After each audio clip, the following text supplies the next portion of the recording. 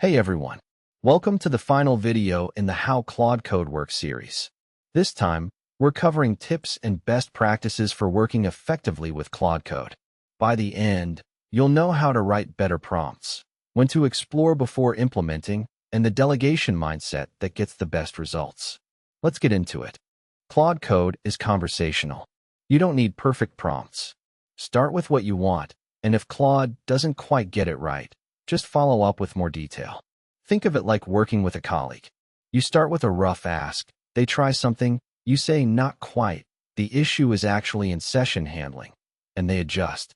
Over a few exchanges, you converge on the right solution.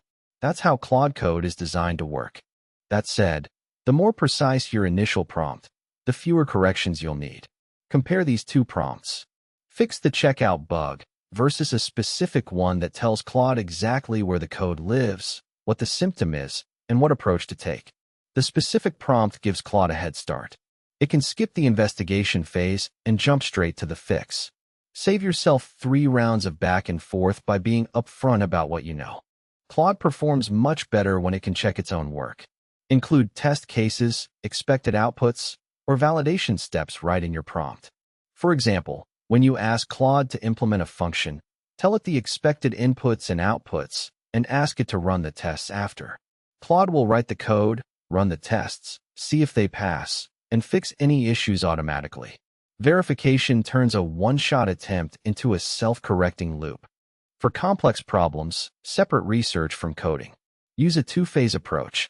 In Phase 1, use plan mode. Ask Claude to read the relevant code and create a plan. Review that plan, adjust it, then move to Phase 2 and tell Claude to implement it. This prevents Claude from charging ahead with a wrong approach on a complex task. The few minutes you spend reviewing the plan save you from longer debugging sessions later. Think of Claude as a capable colleague, not a text editor. Don't dictate every step like, open file X, find line Y, change Z to W. Instead, delegate the outcome. Tell Claude what's broken, point it to the right area, and let it figure out the details. Claude is at its best when it can investigate, reason, and decide on its own. You get better results by describing what you want, not how to do it. Finally, Claude Code can teach you how to use it. Ask it questions like, how do I set up hooks, or what should go in my claude.md file? You can also use built-in commands like /init to set up your project, or /doctor to diagnose configuration issues. Claude Code is self-documenting. When in doubt, just ask. And that wraps up the series. Let's recap all 5 videos. Part 1, the agentic loop. Gather, act, verify. Part 2, 5 tool categories with full project access.